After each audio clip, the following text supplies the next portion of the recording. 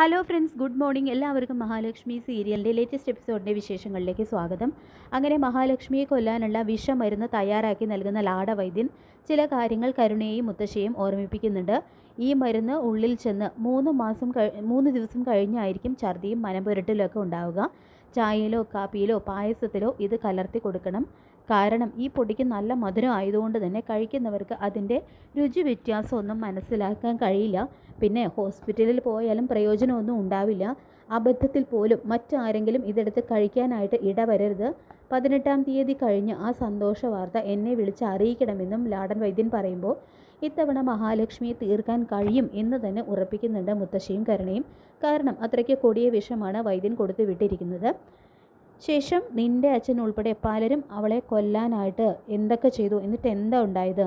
മുൻപ് തന്നെ ഇതുപോലെ നിസ്സാരമായിട്ടുള്ള എന്തെങ്കിലും ചെയ്ത് അവളെ തീർത്താൽ മതിയായിരുന്നു എന്നെല്ലാം മുത്തശ്ശി കരുണയോട് പറയുന്നുണ്ട്. അങ്ങനെ കമലേശ്വരത്ത് തിരികെ എത്തുന്ന കരുണയോട് ഉണ്ണി പറഞ്ഞു കൊടുക്കുന്നുണ്ട്, കൈവിട്ട കളിയാണ് കരുണ ഇത്. കണ്ണേട്ടനും ഏട്ടത്തി എങ്ങാനും ഇത് മനസ്സിലാക്കി കഴിഞ്ഞാൽ പിന്നെ എൻ്റെ ജോലി വരെ തെറിക്കുമെന്ന് പറയുമ്പോൾ, അല്ലെങ്കിലും ഉണ്ണിയേട്ടൻ എന്തിനാ അവളുടെ ശമ്പളത്തിൽ അങ്ങനെ ഒരു ജോലി? അവൾ പോയി കഴിഞ്ഞാൽ പിന്നെ ഉണ്ണിയേട്ടനായിരിക്കും കമ്പനിയുടെ തലപ്പത്ത്. ഞാൻ അവളുടെ സ്ഥാനത്തും, അതുകൊണ്ട് ഞാൻ ഉദ്ദേശിച്ച കാര്യം നടപ്പിൽ വരുത്തുമെന്ന് തന്നെ പകയോടുകൂടി കരുണ പറയുന്നുണ്ട് ഉണ്ണിയോടും കരുണയോടും. ശേഷം മേഘൻ വാമനെ നിർബന്ധിക്കുന്നുണ്ട്, കണ്ണൻ അഗസ്ത്യകൂടത്തിൽ നിന്നും ഡിസ്ചാർജ് വാങ്ങി പോകുന്നതിന് മുൻപ് തന്നെ അവിടെ അഡ്മിറ്റ് ആവണമെന്നും അച്ഛൻ്റെ കാര്യമാണ് എനിക്ക് മുഖ്യം. പിന്നെ അവന് ചികിത്സയിൽ എന്തെങ്കിലും പുരോഗതി ഉണ്ടായിട്ടുണ്ടെങ്കിൽ അത് നമുക്ക് മനസ്സിലാക്കാം എന്ന് പറയുമ്പോൾ സീമന്തിനി വന്നിട്ട് പറയുന്നുണ്ട്, ഇപ്പം ഇങ്ങേരുടെ നട്ടെല്ലിന് മാത്രമേ തളർച്ച സംഭവിച്ചിട്ടുള്ളൂ. അവിടെ പോയി കിടന്നു കഴിഞ്ഞാൽ ശരീരം മുഴുവൻ തളരും എന്നെല്ലാം പറയുമ്പോൾ അമ്മ ഇങ്ങനെ കരിനാക്കെടുത്ത് വളച്ച് ഓരോന്ന് പറയാതിരിക്കുക. അച്ഛൻ എഴുന്നേറ്റ് നടന്ന് കാണണമെന്ന് അമ്മയ്ക്കും ആഗ്രഹമില്ലേ എന്ന് പറയുമ്പോൾ അവൾ അങ്ങനെ പലതും പറയും. മേഘ, നമുക്ക് നാളെ തന്നെ തോമസ് വൈദ്യരുടെ വീട്ടിലേക്ക് പോകാമെന്ന് പറയുന്നുണ്ട് കേട്ടോ വാമൻ. അങ്ങനെ പിറ്റേന്ന് തന്നെ വാമനും മേഘനും കൂടി അഗസ്ത്യകൂടത്തിൽ എത്തുന്നുണ്ട്. അപ്പോൾ ഇതേ സമയം കണ്ണൻ വീൽ ചെയറിലും അതുപോലെ തന്നെ മഹിയും മാർക്കോയും അനന്തവും കണ്ണനോടൊപ്പം അവരിങ്ങനെ മുറ്റത്തുകൂടെ വരുന്നുണ്ട്. പെട്ടെന്ന് തന്നെ കണ്ണ, ഇനി നീ വീൽ ചെയറിൽ നിന്നും എഴുന്നേൽക്കാനായിട്ടൊന്ന് ശ്രമിച്ചു നോക്ക്, ഞാനും മാർക്കോയും പിടിക്കാം എന്നെല്ലാം അനന്ത് പറയുമ്പോൾ അത് വേണോ? അധികം സ്ട്രെയിൻ ചെയ്യണ്ട എന്നല്ലേ തോമസ് ഡോക്ടർ പറഞ്ഞിരിക്കുന്നത് എന്ന് മഹി ചോദിക്കുമ്പോൾ മഹി പേടിക്കാതിരിക്കുക, ഞാനും മാർക്കോയൊക്കെ കൂടെ ഉണ്ടല്ലോ എന്ന് പറയുന്നുണ്ട് അനന്തു. അങ്ങനെ അനന്തവും മാർക്കോയും കൂടിയിട്ട് കണ്ണനെ വീൽ ചെയറിൽ നിന്നും പിടിച്ചെഴുന്നേൽപ്പിക്കാൻ തുടങ്ങുന്ന ആ ഒരു സമയത്താണ്, ശ്രമിക്കുന്ന സമയത്താണ് കണ്ണനാണെങ്കിൽ പകുതി എഴുന്നേറ്റ് നിൽക്കുകയും ചെയ്യുന്നുണ്ട്. അപ്പോൾ ഈ സമയത്താണ് മേഘനും വാമനും കൂടിയിട്ട് അവിടേക്ക് വരുന്നത് അവർ കാണുന്നത്. പെട്ടെന്ന് തന്നെ കണ്ണൻ വീൽ ചെയറിൽ തന്നെ ഇരിക്കുന്നുണ്ട്. ശേഷം മേഘൻ കണ്ണൻ്റെ അടുത്ത് വന്നിട്ട് പറയുന്നുണ്ട്, നിന്നെപ്പോലെ ഇപ്പോൾ അച്ഛനും വീൽ ചെയറിലാണല്ലോ.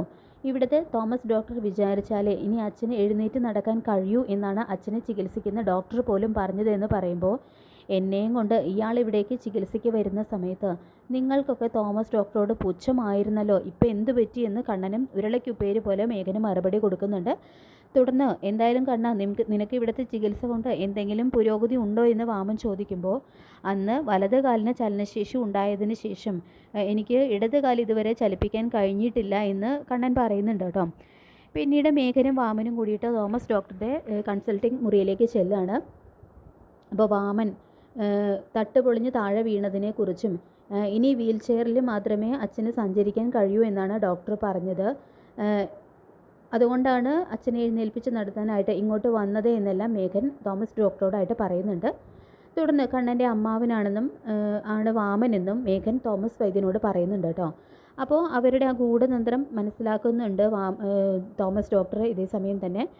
അപ്പോൾ തോമസ് ഡോക്ടർ പറയുന്നുണ്ട്, കുറച്ച് ദിവസം ഇവിടെ കിടത്തി ചികിത്സിക്കേണ്ടി വരും, അത് കഴിഞ്ഞ് നമുക്ക് നോക്കാമെന്നും വൈദ്യൻ പറയുന്നു. കണ്ണൻ്റെ കാര്യത്തിൽ എന്തെങ്കിലും പുരോഗതി ഉണ്ടോ എന്ന് വാമനും മേഘനും ചോദിക്കുമ്പോൾ, വലതുകാൽ അന്നനങ്ങിയതിന് ശേഷം ഇടതുകാൽ ഇതുവരെ അയാൾക്ക് ചലിപ്പിക്കാൻ കഴിഞ്ഞിട്ടില്ല എന്ന് ഡോക്ടർ തന്നെ പറയുന്നത് കേട്ട് സന്തോഷമാവുന്നുണ്ട് കേട്ടോ വാമനും മേഘനും. അവർ ഗൂഢമായിട്ട് ചിരിക്കുന്നുണ്ട്. ശേഷം ഇവിടുത്തെ ചികിത്സ കൊണ്ട് എനിക്ക് എഴുന്നേറ്റ് നടക്കാൻ കഴിയും അല്ലേടാ എന്ന് വാമൻ ചോദിക്കുമ്പോൾ, അച്ഛൻ എന്തായാലും നടക്കാൻ കഴിയും, പിന്നെ നമ്മൾ വന്ന കാര്യം നടത്തിയെടുക്കണമല്ലോ എന്നും മേഘൻ വാമനോടായിട്ട് പറയുന്നുണ്ട്.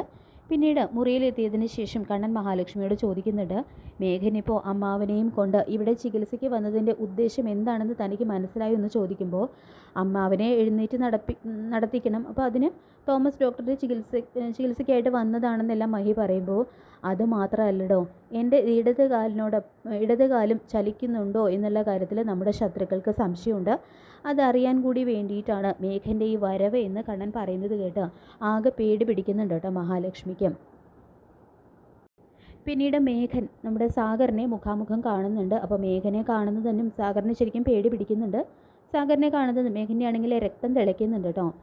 മഞ്ജു താലി പൊട്ടിച്ച് തൻ്റെ മുഖത്തേക്ക് വലിച്ചെറിഞ്ഞതും സാഗറിൻ്റെയും മഞ്ജുവിൻ്റെയും കല്യാണവും അതുപോലെ തന്നെ കോടതി മുറിയിൽ തന്നെ നാണം കെടുത്തിയതും മാനസികമായിട്ടുള്ള ബന്ധം എല്ലാവരും അറിയാൻ ഇടവന്നതും അങ്ങനെ എല്ലാ കാര്യങ്ങളും മേഘൻ്റെ മനസ്സിലൂടെ മിന്നിമായുന്നുണ്ട്.